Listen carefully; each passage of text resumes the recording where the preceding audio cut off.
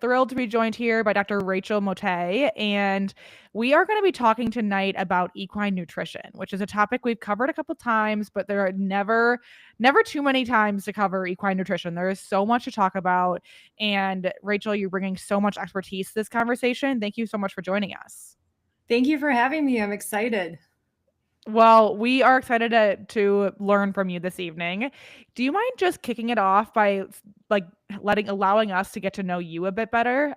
Share where you're located, kind of what your background is, how you got into this, and yeah, just give us a bit about you.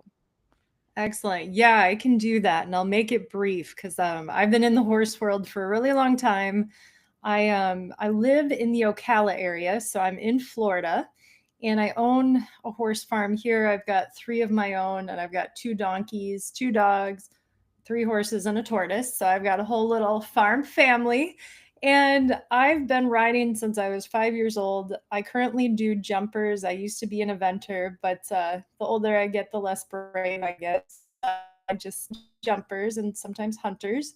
But I've been doing work in the nutrition industry professionally since 2013, so just about 12 years now. I used to work for a major feed company. I decided to go independent about 5 years ago, and that was upon completion of my PhD. So I hold a bachelor's, master's, and PhD in the area of animal science with a nutrition emphasis. And this is just a huge area of passion of mine. I love talking about nutrition. I love helping owners understand what they do need and what they don't need, because this industry is really wild in terms of making people believe that they need a lot of things that they actually don't. So I've really built my career helping people weed through that. I consult for a number of companies, I develop products, but the majority of what I do now is I teach people how to make nutrition recommendations. So I have what's called the advisor program. It's called Equine Nutrition Advisor, where I give other people that skill in how to make a nutrition recommendation. So everyone from veterinarians, vet techs, trainers, amateur owners, people with a big interest in nutrition come through my program. And on the other side of it, they help consult and work with other owners. So I do that. I do a little bit of one-on-one consulting, but all things nutrition, that's what I've really dedicated my career to. Oh, I was on mute. I apologize. So it's super, super cool what you're doing. And it's so important that you are sharing that expertise so that there's more people out in the world who are able to consult on this and advise and understand exactly how to weed through all this information, because it is so much information that we're inundated with on a day-to-day basis. And I think that that's really important. So you do this all through your business, Legacy Equine Nutrition. Is that right? yep, yes, that is what I do. Got it. And so your day to day would you say your day to day is mostly spent with advising kind of those other experts that you're creating?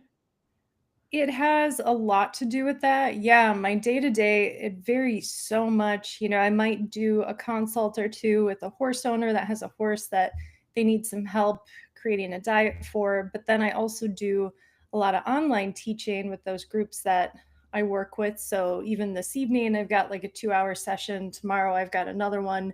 But a lot of the online course space, that's where a lot of my time is spent. Yeah. Super cool. Uh, so in your experience, have there been any major changes in equine nutrition over the past 5 to 10 years that you've incorporated into your work?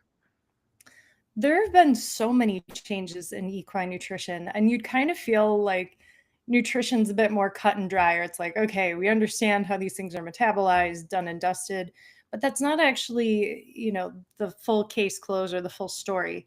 So there's a lot we continue to learn, for instance, about the microbiome or different fatty acids, about um, the use of different antioxidants for the performance athlete, ulcers. So there's continuously evolving information and research that's coming out that does change a lot of what I do in my job. Foundationally, the diet of the horse is always going to fall back on maximize good quality forage, no matter what, right? But when we think about some of the other pieces of the diet, we keep learning more. which is very exciting and it makes my job interesting. Yeah, is there anything that comes to mind that was like a real aha moment for you in I guess in your career in this space? The aha moment, I don't know if there's been particular aha moments, but I would say the microbiome. And when I'm speaking of the microbiome, what I'm referring to is this population of bacteria, microorganisms, protozoa, fungi that reside in the gut of the horse, predominantly in the hindgut. And this is something that we continue learning more about A, what's there, and B, how to influence that environment and keep it happy to promote good overall health in the horse, to reduce the likelihood of colic, to the microbiome is so involved with all aspects of health of the horse. So a lot of what I think about when I'm talking to owners and I'm working with them has to do with stabilization of that microbiome of the horse. So that would be a really big thing that is a focus of mine in the recommendations I make. I would say one of the most interesting things in the last 5 years for me would be the conversation about omega-3 and 6 fatty acids. And that's really evolved. When I went independent about 5 years ago, everybody was feeding, flax, or they might be adding these sources rich in omega-3 fatty acids to the diet. Well, fast forward, now what we're understanding is it's not so much just having more omega-3 fatty acids added to the diet. It has a lot more to do with the ability of some of these things to convert or be direct sources of DHA and EPA. So, like fish oil would be a good example of that, because what we have learned is things like flax and some of the other plant sources of omega-3 fatty acids. And I might have accidentally called it a source of omega-6 just a minute ago, but hopefully everyone knows I'm talking about omega-3 fatty acids.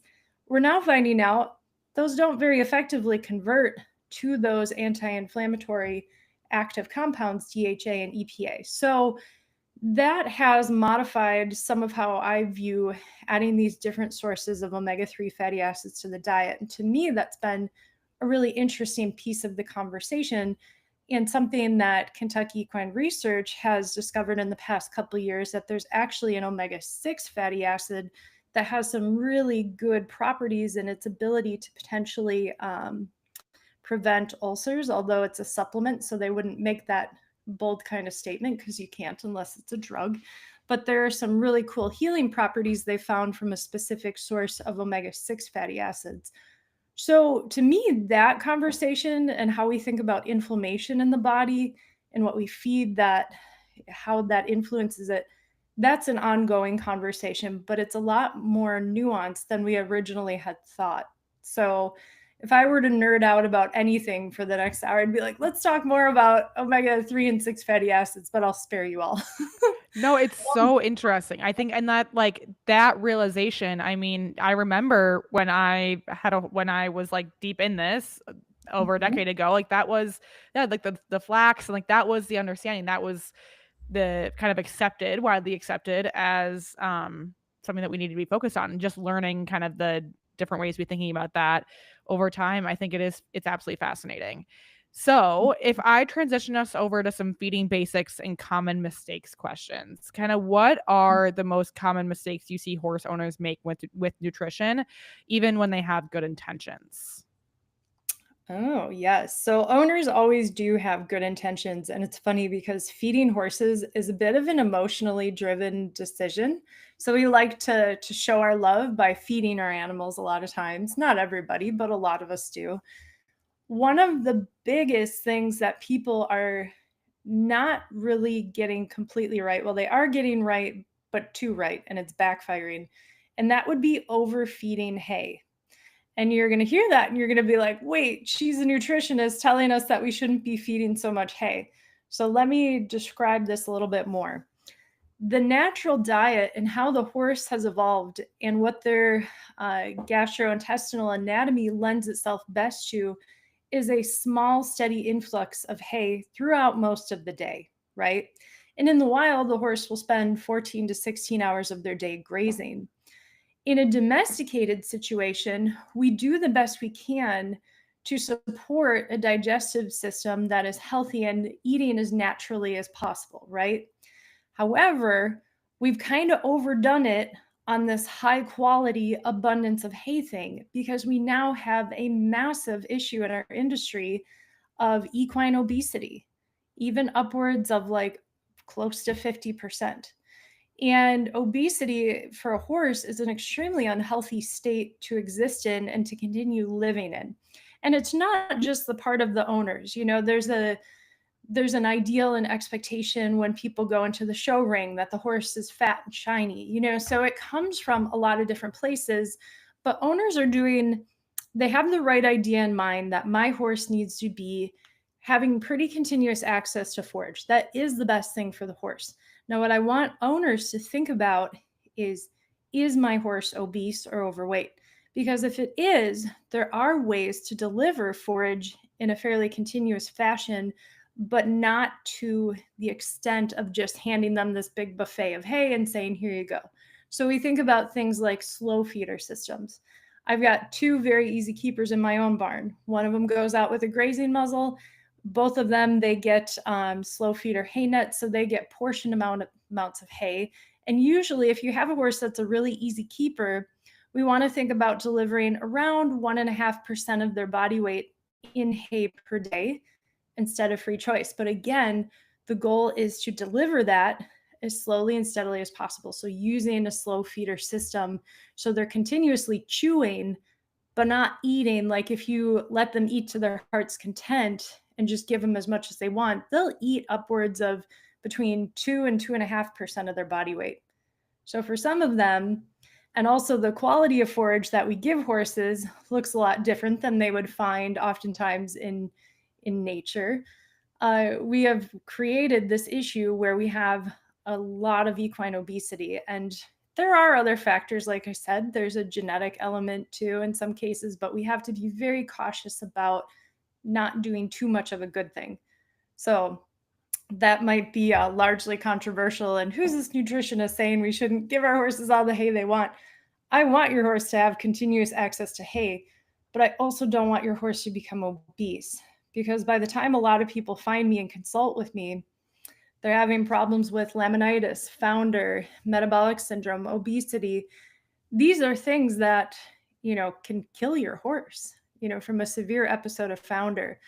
Limiting their hay, you know, is obviously not the perfect response, but it's not going to, as long as we do this right and we make sure we're hitting that 1.5 to 2% of their body weight intake per day, you know, we might be restricting them by a little bit, but that shouldn't, you know, result in the death of your horse. That's not starving them. That's not triggering a laminitic episode. So I want owners to think about, all right, what's the better of the two evils, or the lesser of the two evils in this situation? And that would be reduced hay income versus promoting obesity.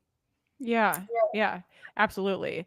So as we think about obesity, is that something like, I mean, how should people be determining whether or not they're kind of in that category? Yeah, so great question. Obesity can be part of the issue too, is understanding when a horse is obese versus ideal. And a lot of owners struggle with that, but looking up the Henneke body condition scoring system in the US, it's a 1 to 9 scale. We want our horse to land between about a 5 and a 6. And there's different parts on the body. What the scale teaches us to do is feel or palpate those areas and subjectively assess, all right, how much fat is between the rib, you know, and the surface of the skin, or how much fat is around the tail head, how much is through the neck. And it's not perfect. It is subjective, like I said, but my goal for owners would be see if you can use the scale, identify if your horse is underweight, just right, or overweight. If you can differentiate between that, and there are some things that owners can start seeing when their horse becomes obese. The crustiness in the neck, they're really having to hunt for the ribs, this fat deposit right behind the scapula, right behind the shoulder, fat deposition around the rump, you know, on either sides of the tail head. It feels kind of like a puffed marshmallow. It has a very distinct feeling. And sometimes when it gets to be significant enough, it will almost form, you know, instead of like a smooth rump on your horse, you'll see it almost will look like cellulite, or you'll get some irregular fat deposition.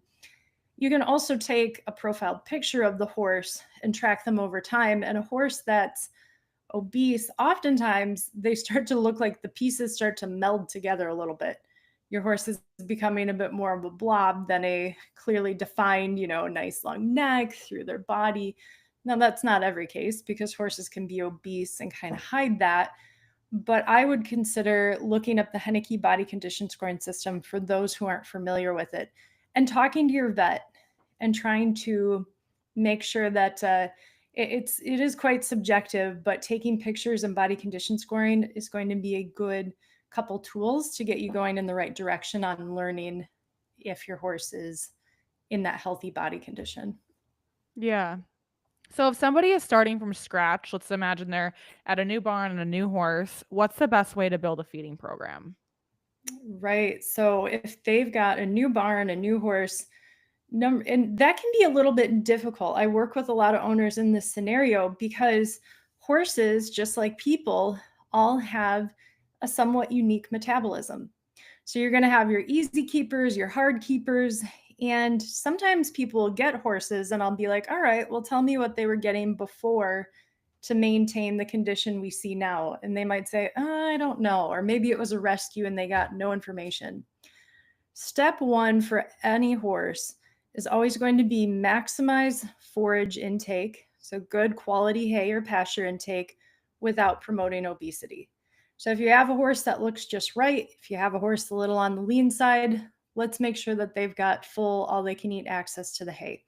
Let's start there. If we have indications that, this horse has maybe needed a bit more calories, more pounds per day to maintain ideal body condition, we could think about if we could feed what they were getting before for a little while to see how that performs. I mean, if they're moved to a new barn, things are always going to change. Like some people have horses at one barn that do great on a ration balancer and hay, and then they go to another barn and that horse is on hay and drops a bunch of weight. There's a lot of factors at play. Sometimes it's quality, sometimes it's how much they're offering, sometimes it's environmental stressors. So it's a bit of a wait and see. But I would say for those in that scenario, step one, maximize the forage without promoting obesity. If the horse is obese, offer them 1.5% of their body weight in hay. Try and limit that and offering that in a slow feeder system so they can still eat all throughout the day. Step two, if you have a horse that's in that overweight or obese category, consider doing a ration balancer on top of the hay. And that's going to deliver vitamins, mineral, protein, kind of get those boxes checked for your daily nutrient intake, other than fiber and protein. There's a number of things that are in the hay too, but your vitamin mineral box, we want to get checked with the balancer.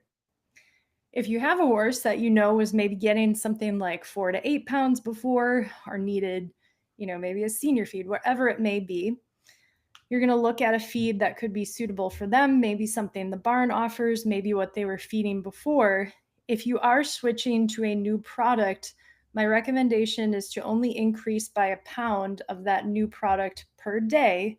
And you can go slower, but doing a slow transition, building up to that designated feeding rate, and then deciding, sometimes it takes 30 days to really determine, is this the right amount? Is this the right feed? Is this the best, for this horse? Does this give him the right energy to do his job? So sometimes it's a bit of wait and see. If you want to err on the side of caution, maximize the hay and then do a ration balancer at the amount recommended on the tag for the first, 30 days, see what happens. If you notice your horse starts dropping weight in the first couple weeks on that, that's your clue. Okay, my horse isn't probably getting enough calories. We have to think about going to a feed. So there's, a lot of times it can be a wait and see, especially when moving horses from one barn to another.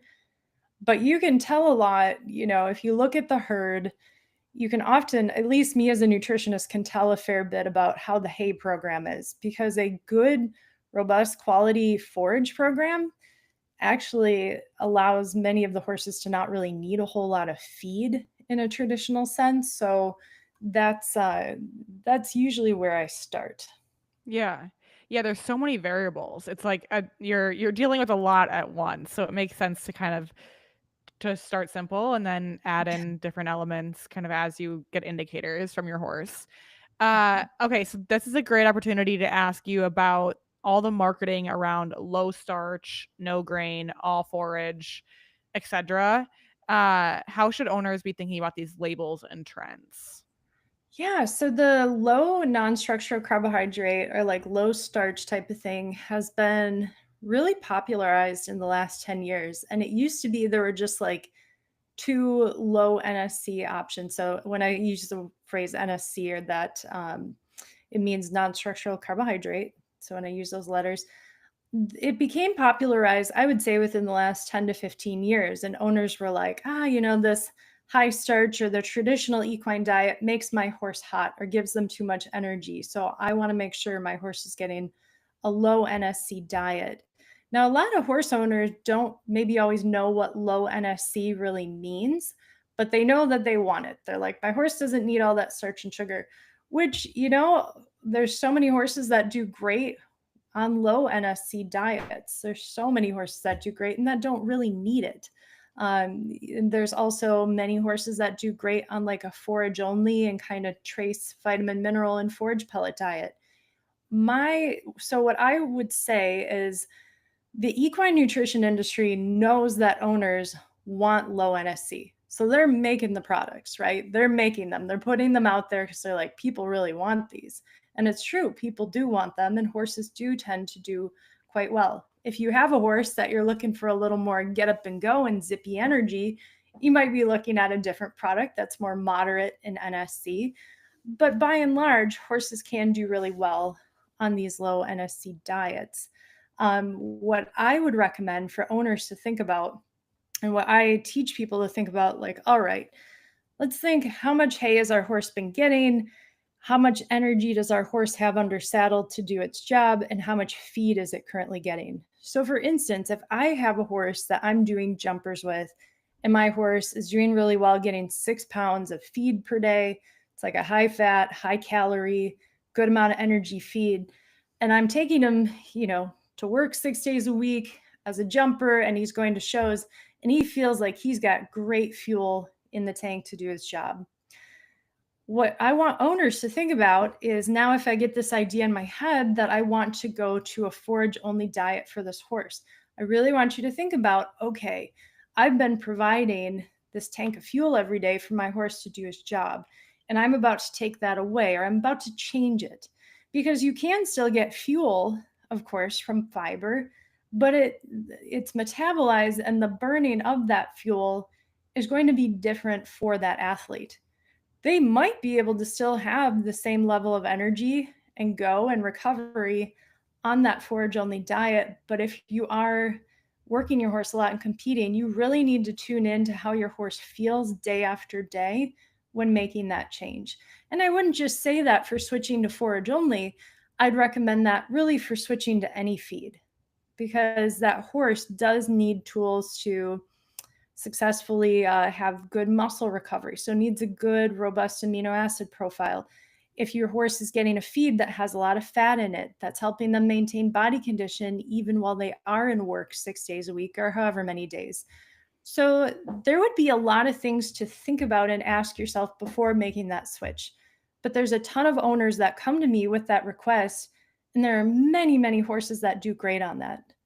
So if you've got a preference for that, now is the best time. There's never been a better time in history to like make that change, because you can still find great ways to feed a balanced diet without grains and without feed. Yeah.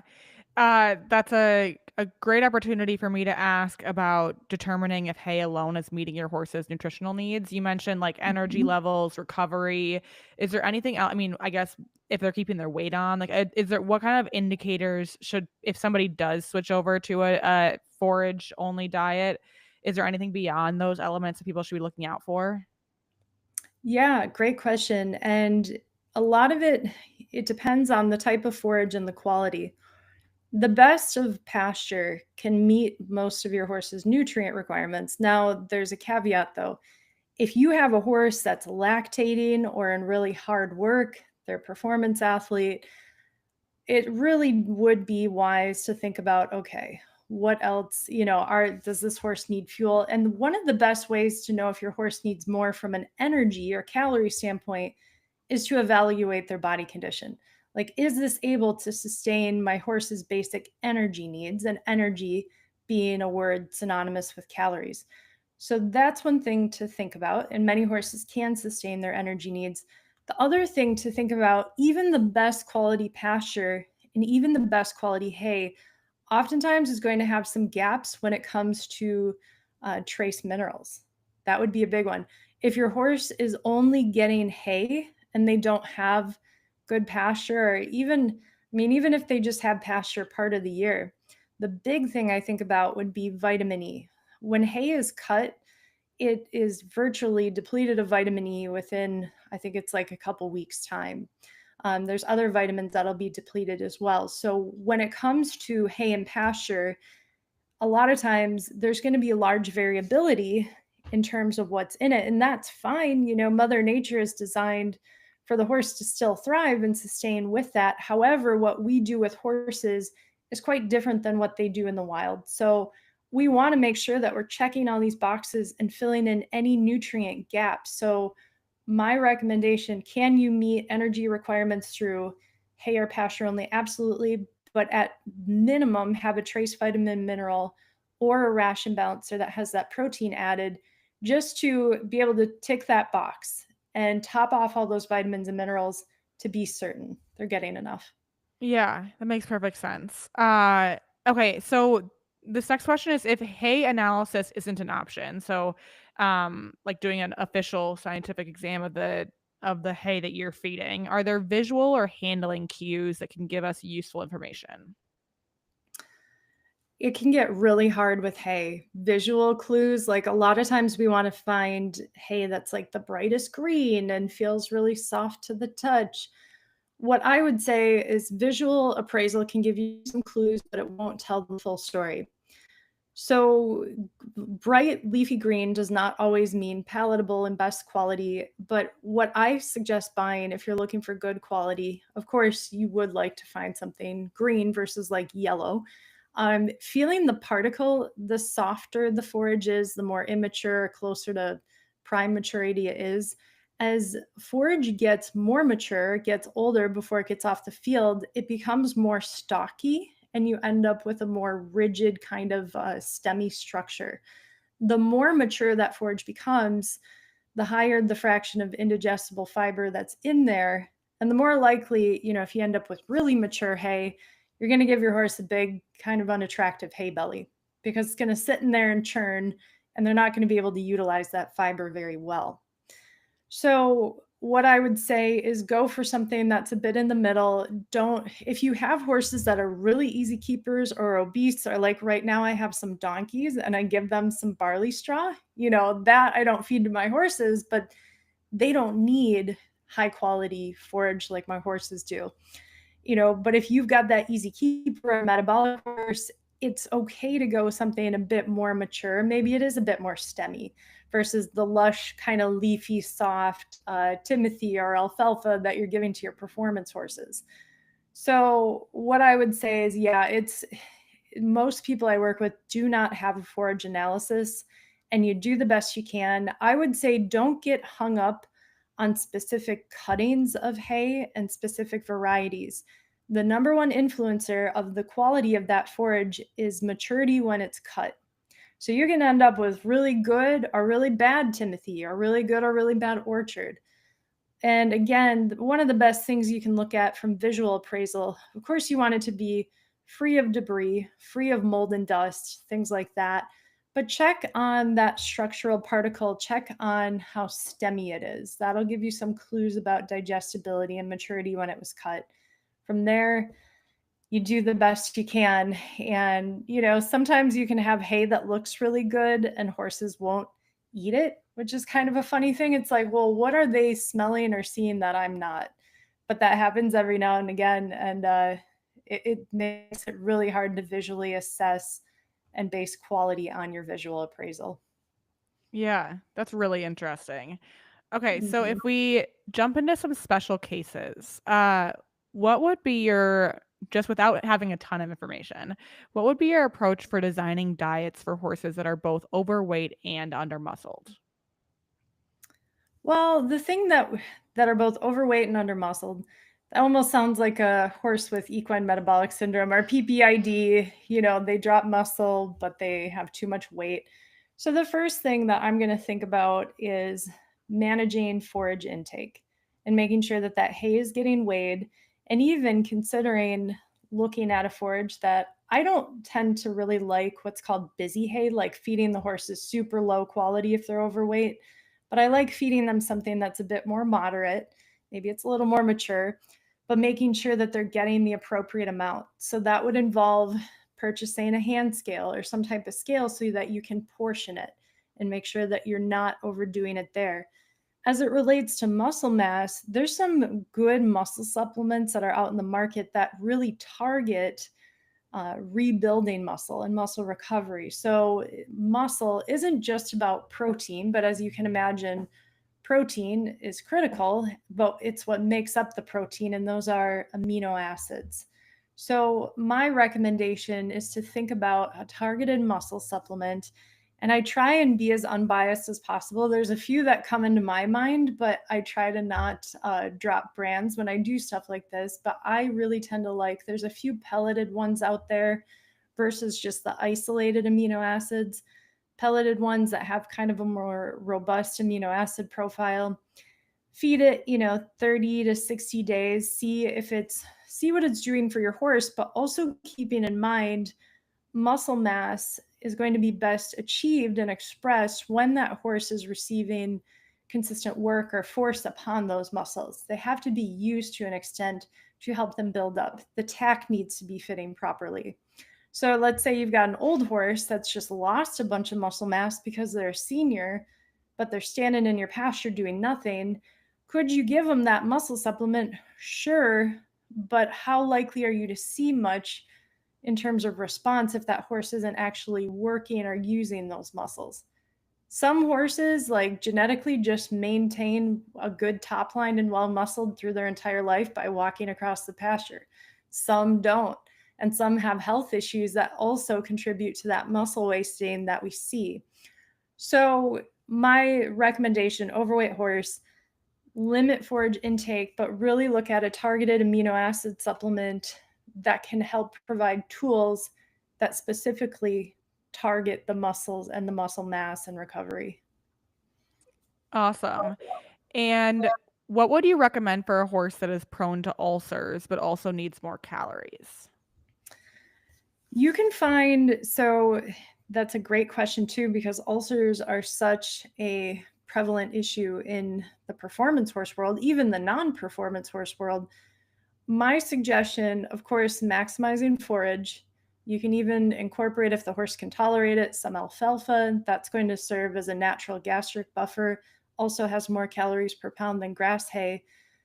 What owners can look at now, and kind of like we talked about before, you have a lot of these low non-structural carbohydrate and high fat feeds. And when I say high fat, I'm talking about a feed that might be close to like 12% fat. There's a number of them out there. And that's going to be a better profile for a horse that's prone to gastric ulcers. High non-structural carbohydrates can promote that. So thinking about a low NSC diet with high fat that will deliver a lot of calories per pound, and also delivering it in small frequent meals instead of just 1 to 2 large meals. So keeping that meal, I mean, for a horse that's prone to ulcers, ideally significantly lower than, 5 pounds per meal. And even if you can split it into three, that's great. So the smaller, more frequent meals for those horses, the better. But thinking about using fat as your source to get more weight on the horse, get more calories in without hopefully aggravating the condition itself, that being likelihood of developing ulcers or existing ulcers. Yeah. And are there any specific nutrition strategies that can help support horses during layups or rehab periods? The best thing, yeah, so it's funny, I consulted on an owner or with an owner yesterday whose horse is about to go in for surgery, and she's like, "We're really worried. He's going in for surgery and he is going to be on stall rest for the next couple weeks, or maybe it's a couple months." There aren't any, I would say, typically any silver bullet like supplements. What you're going to find is if you search your horse's condition, let's say they're having OCD surgery, or let's say they're having, some type of stall rest for a ligament injury, whatever it might be, you're going to find supplements out there that are targeted towards recovery of that issue. Don't buy them. Call me instead, and I will tell you if you should or not, because there's a lot that's marketed and targeted out there that does absolutely nothing and wastes hundreds of horse owners' dollars every month. What I suggest is you're going to need to think about a couple things. So I had a horse, for instance, a show horse of mine that tore his medial collateral ligament just running a lap in the pasture. Dumbest thing ever. Needed a year of stall rest, confined. The thing that I want horse owners to think about when they have horses recovering from injury, time is going to be, oftentimes what really is going to set that recovery in motion. But thinking about scaling back on calories and not providing excess energy while they're standing in a box recovering, because that is really difficult for a horse. Luckily, my horse grew to love being in a stall. Then he didn't want to get turned out again. It was a really weird problem to have. You had to teach him to go back outside. But I mean, all he did was stand inside and ate. So it's thinking about incorporating slow feeder hay nets, slow down the time it takes them to maybe eat a bit less, aiming for that 1.5 to 2% of their body weight in hay intake. And also thinking about, my horse that went on stall rest, he had been getting a performance feed. He had been getting 6 pounds a day of a high fat, low NSC feed. Well, he got swapped to a ration balancer. He didn't need those calories because he was no longer exercising. He was literally just standing in place. So base that a bit on the duration of the recovery. So the horse that's going to be in its stall for months and months, you're probably going to make a significant change, if they were getting feed or if they're getting tons of hay to begin with. However, I want you to base it on their body condition. I want you to base it on their handleability and energy. Those are some things to think about. And it also is contingent a bit on the type of the surgery. Some horses who have major surgeries are going to lose a significant amount of weight in recovery. The energy for recovering in the body from like a colic surgery can be significant. So it's also just keeping an eye on their body. Don't just assume because they're going on stall rest for a bit that you have to cut things like everything, but think about it from a human perspective. Let's say I'm training for a marathon and then I sprain my ankle and now I'm on the couch for the next 2 months. I'm not going to eat the same diet as if I'm in training for a big event as if I would doing nothing. It's no different with your horse. So think about that as you approach it. And like the horse that I spoke with the owner yesterday, that one, he's going to be on stall rest for a pretty short amount of time. It sounds like probably only around a month. I didn't want to change things too dramatically for him. So he's currently getting 3 pounds AM PM of a performance feed because he's in full training. What I said is because it's only going to be a month, we're going to reduce the amount of performance feed pretty significantly. We could even add in a little ration balancer if we want. Let's not change everything. Let's not change products completely. Let's keep him on a bit of the current program that he's on, but we're just going to reduce it pretty significantly. If his stall rest was going to be the next, 3-4 months, maybe I would just swap him to a ration balancer, but he should be able to go back to work in the next month or two. So this is, hopefully I'm not confusing people, but this is where it can be helpful to work with a nutritionist like myself, and there's some other ones out there, or a nutrition advisor, because we look at all those pieces. We become fact finders like, all right, let's talk about how much work was the horse doing before? What were they getting to eat to put them in the condition that they're currently in? How long are they going to be on stall rest? So we can make a judgment call by putting all those pieces together. So it gets a little tricky, but the best thing for owners to think about is, okay, we were doing a ton of work and now we're doing none. Or maybe your horse wasn't doing any work and now they're doing none. So maybe you don't have to change a whole lot of anything, but put on your Yeah. scientist hat and ask yourself that question. Yeah. So for in a case where your horse is getting 6 pounds of grain a day and then now it has several months of stall rest, are you Mhm. and you're gonna make a big adjustment. Are you making that adjustment overnight or is it like let's go from 6 to 5 to 4 to 3? Like or is it gonna cause well, like I just imagine for me, like if my diet was changed drastically overnight, like that would cause problems. So Yeah. how do you generally approach that when you're going in the opposite direction of reducing the amount of quantity of grain? It's a lot easier to take away than it is to add because when you're adding feed slowly, you're giving the microflora time to recognize a new composition of feed that it's going to be digesting. You're giving enzymes the time to adjust. So I'd say going slow with adding is really paramount. You can go a bit quicker with subtracting. Like you could subtract it all overnight if you wanted without potential issue. However, I would say having a several day taper down grace period would be ideal. Got it. If you do that over the course of, depending on how much they're getting, if they're getting 6 pounds, slowly transition out over 3 to 5 days, more for the mental sake of the horse, because you're going to, as you probably know, as a horse owner, you're going to stress the heck out of your horse if all of a sudden they're used to getting this meal and now they get nothing. Yeah. So maybe more as a courtesy, but from a scientific standpoint, you're safe to, several day removal of that. But if you're going the other direction and adding, going slower when adding is going to be much more, heavily advised and talked about than going slow and reducing. But you don't need a super lengthy transition period for that. Okay, great. And you've touched a bit on supplements, but I wanna make sure that we cover the topic of supplements and additives. With so many supplements on the market, what's your approach to deciding when and what to add?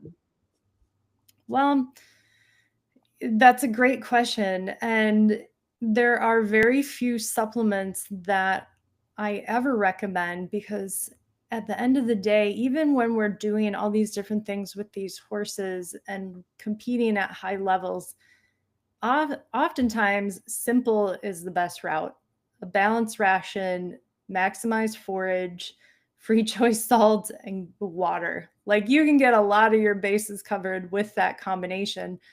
Where things might get different if I have a horse with a certain health issue. Maybe I have a horse with insulin dysregulation and we're trying something that may be shown to help, improve insulin sensitivity. There might be some things there that we try.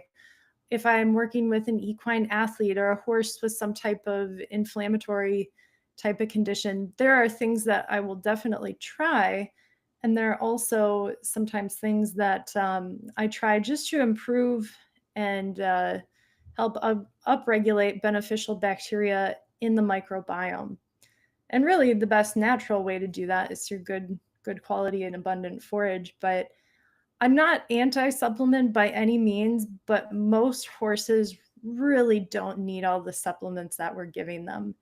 And I often encourage owners to think about kind of teasing some out and staggering that of removing some and wait and see what happens. And also asking yourself, why did I go on this supplement to begin with? What was I hoping to see?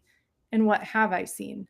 Because more often than not, horse owners will get years down the road and thousands of dollars in, and they'll be like, well, I fed it because I was hoping it would do this. And actually, my horse still has raging ulcers 2 years later. And I don't think this might be doing a whole lot to mitigate that. And supplements at best don't always prevent them, but it's like, let's really think about why we're spending this money and if it is likely to be doing anything.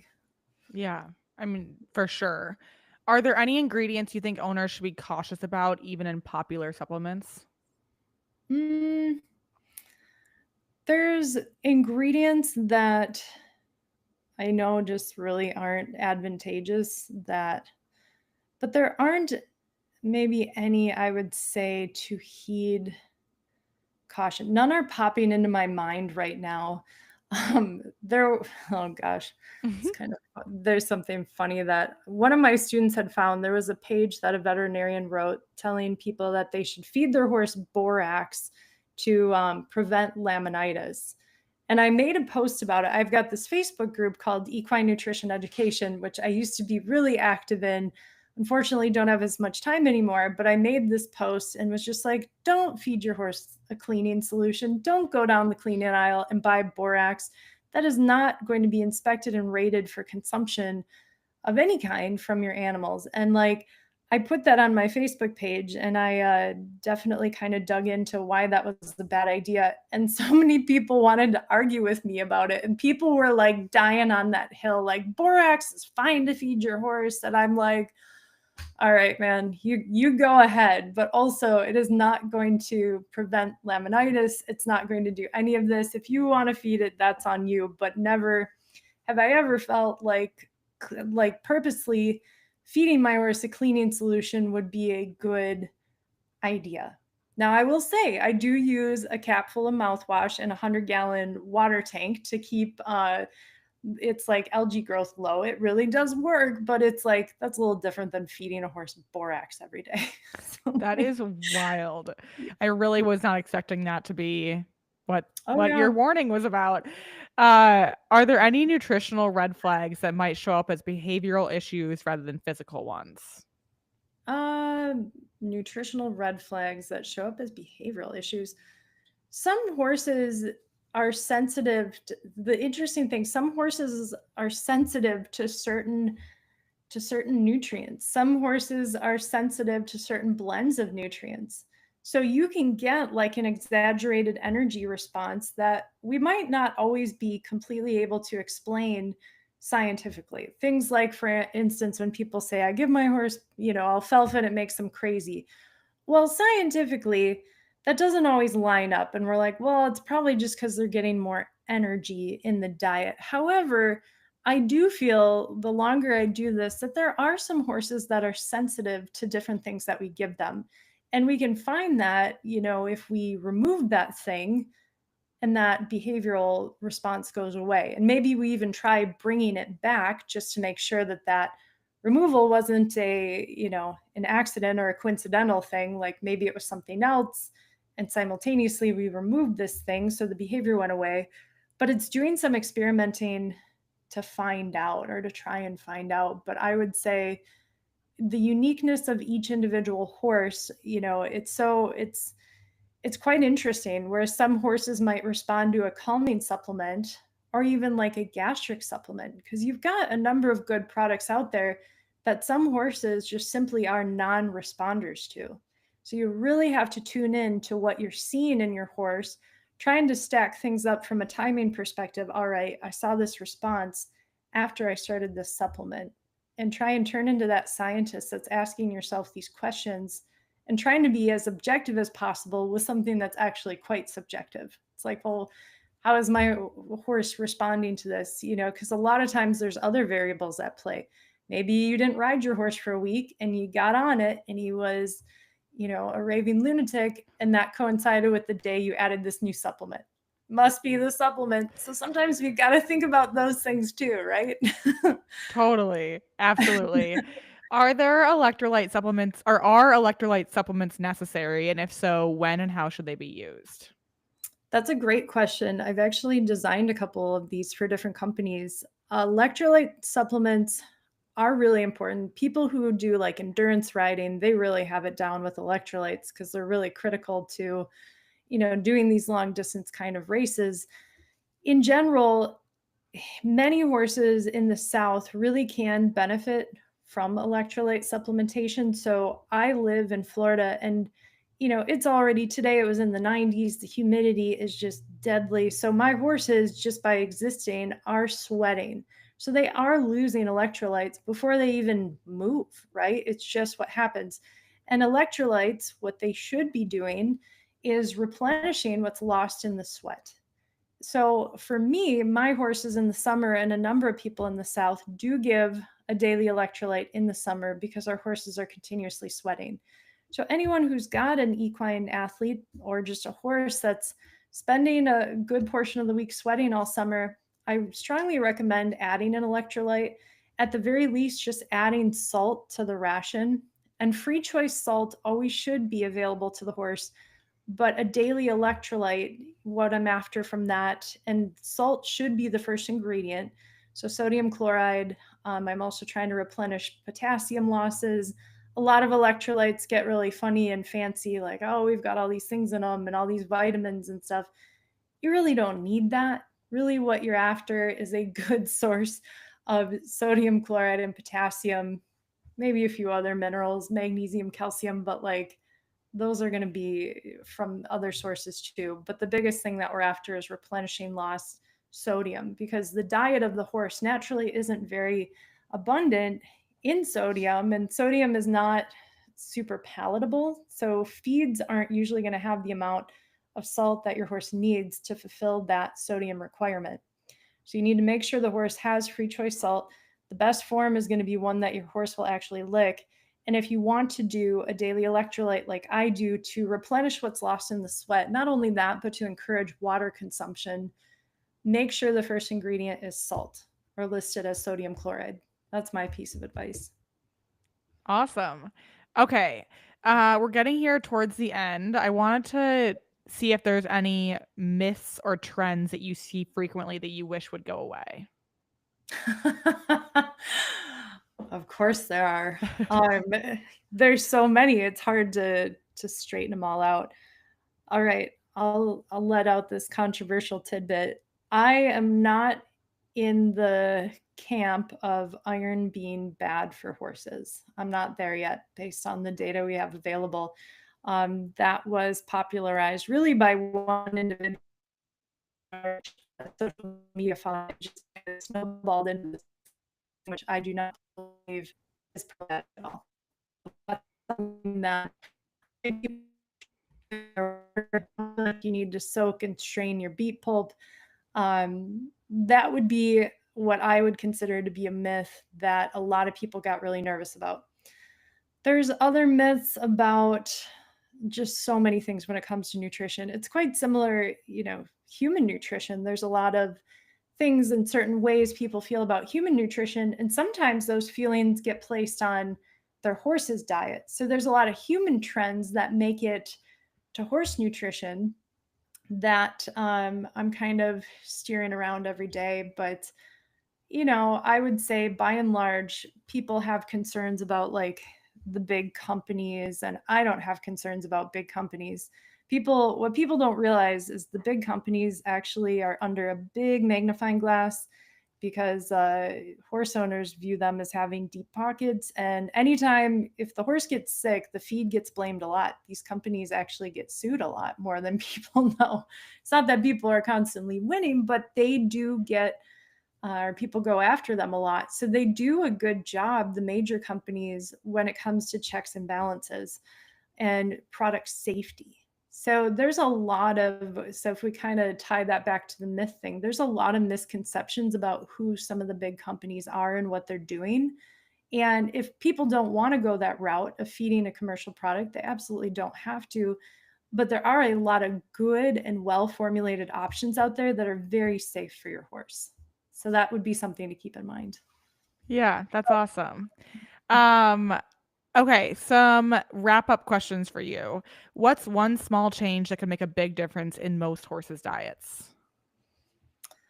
One small change that can make a big difference. Hay. It's all about hay. Making sure that horse has like continuous access to forage. And again, that doesn't mean the buffet all the time, but making sure that they have continuous access. That is a game changer. That's how the horse is designed to eat. And even though we do all kind of different things with the domesticated horse, the gastroanatomy is still the same as it was in this creature that's been evolving for millions of years. Slow, steady fiber intake is always going to win the day when it comes to equine nutrition. Awesome. Is there Mhm. anything else related to equine nutrition? Anything I didn't ask that you want to make sure that we get out there before we wrap this up? You got all the big ones. My big recommendation to people, and something you had asked me about earlier that people might not be doing right, that I wanted to circle back to and forgot to say in the moment. A lot of people aren't feeding balancers or products correctly. You have to look at the tag. So make sure, who's ever listening, if you're feeding a horse or you have a horse eating feed, look at what's recommended on that tag. That is going to be a very good guide. Now, the tag doesn't always get it 100% right. It might say your horse needs 8 pounds, and your horse might be able to get away with 6 and still get their nutrient bases covered. But I want owners to take a look at that tag and see what's recommended based on their horse's life stage, weight, workload, and make sure that they're coming close to that recommended amount. That amount is put in place to ensure that your horse gets a full intake of vitamins, mineral, protein, everything they would need to thrive. And a lot of times what happens is, as owners, we'll find a product we really like and be like, well, my horse loves this, they're eating it great. He doesn't need a whole lot though, because he's overweight, so I'm going to give him a handful. So if you're giving a handful, and I see this all the time, of the feed that's fortified and designed to be fed at like 6 to 8 pounds a day, you might be giving your horse a snack, but you're not doing them many nutritional favors. So I would say, if you're doing that, thinking about going with a low volume feeding rate type of product like a ration balancer, but making sure first, step one is looking at the tag and saying, am I even feeding this remotely as the manufacturer has recommended? Because chances are a nutritionist hopefully did their homework on putting together those recommendations so your horse is getting that full daily vitamin, mineral, and bump of protein and energy they need, right? So make sure to take a look at that. Super important PSA. I love that. So Rachel, how can people follow you? How can they work with you? Kind of what's the best way for people to reach you? Yeah, thanks for asking. People can go to legacyequine.com. If there's anyone listening that also loves nutrition and feels inspired, I do teach people how to make nutrition recommendations. I've been doing that for quite some time. It is a teachable skill. In really high complex cases, you're going to phone a friend or connect with a Ph.D. with expertise, but helping people with horse nutrition is something many, many people are capable of learning. So if that speaks to you, you can find me at legacyequine.com or on Facebook. My group is called Equine Nutrition Education. I'd love to have you check it out. Amazing. Well, we really appreciate you sharing your expertise with us this evening. And thank you, everybody, for submitting your questions. And have a great evening, everyone. Thank you so much. Bye, guys. Bye.